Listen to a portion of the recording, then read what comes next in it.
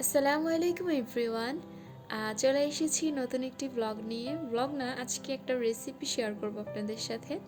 তো এটা হচ্ছে বিকেলবেলা আমি চিতই পিঠা বানাবো। তো চিতই পিঠা বানানোর জন্য এখানে আমি চালের গুঁড়ো 2 ঘন্টার মতো গরম পানি দিয়ে, হালকা গরম পানি দিয়ে ভিজিয়ে রেখেছিলাম। এখন এটাকে একটু ভালো করে নেড়ে চেড়ে নিচ্ছি। এটাকে আমি বেশি পাতলা করিনি, এই যে ঘনত্বটা এমন হয়েছে। আর এদিকে আমি পোলাওর চাল ভিজিয়ে রেখেছি 2 ঘন্টার মতো। চালটাকে এখন একটু ব্লেন্ড করে নিচ্ছি।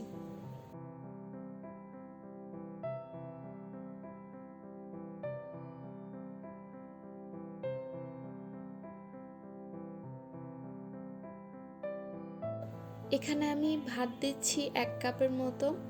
এটা পরিমাণ অনুযায়ী দিতে হবে, আমি যতটুকু নিয়েছি ওই অনুযায়ী আমার 1 কাপে ঠিক লেগেছিল, তাই 1 কাপ দিয়েছি।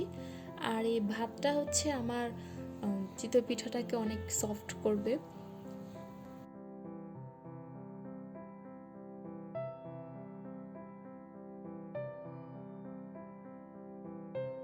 দিয়ে দিয়েছি একটা ডিম। আর অনেকেই চিতই পিঠায় ডিম দেন না, তো এটা আসলে যার যার পছন্দের উপর নির্ভর করে।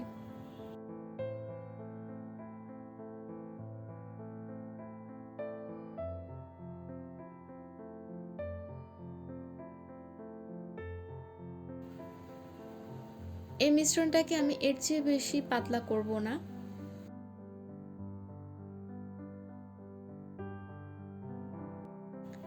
এখন আমি যে চালের গুঁড়োটা ভিজিয়ে রেখেছিলাম গরম পানিতে সেটা দিয়ে দিচ্ছি। আর এই চালের গুঁড়োটাকে কিন্তু অবশ্যই গরম পানিতে ভেজাতে হবে, না হলে চিতই পিঠা ফুলবে না।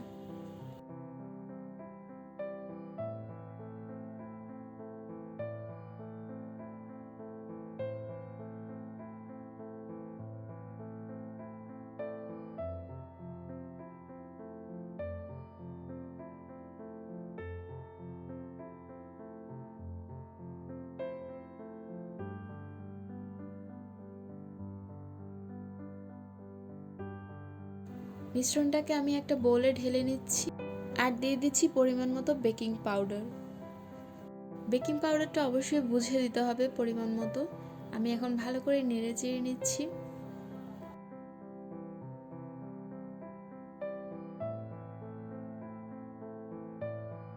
আমাদের দেশে এই চিতই পিঠা বানানোর পাত্রগুলোকে খোলা বলে।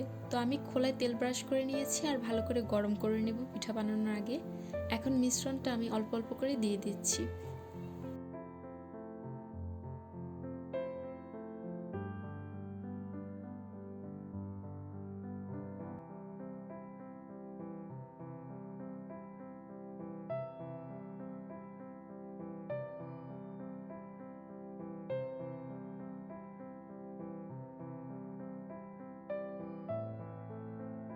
আমার পিঠাগুলো এরকম হয়েছে, আর এগুলো কিন্তু নামানোর পরে ঠান্ডা হলেও ঠিক এরকমই থাকে।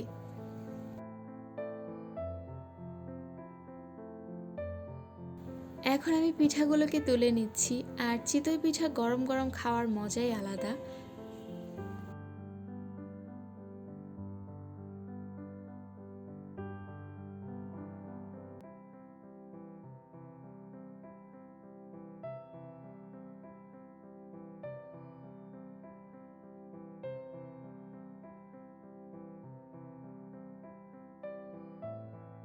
এখন আমি আরেক ব্যাচ পিঠা দিয়ে দিচ্ছি।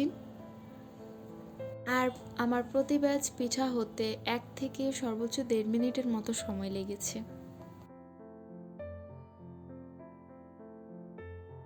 আর এই পিঠাগুলো এভাবে বানিয়ে রেখে দিলে পরবর্তীতে খুব ইজিলি দুধ চিতই তৈরি করা যায়।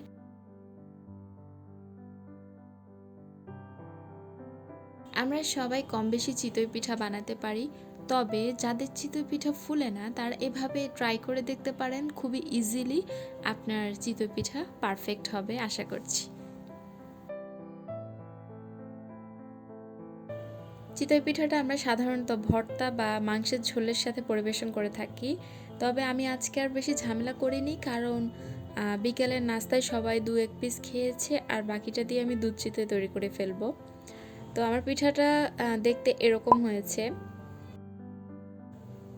আশা করছি আমার আজকের পিঠার রেসিপিটি আপনাদের একটু হলেও ভালো লাগবে।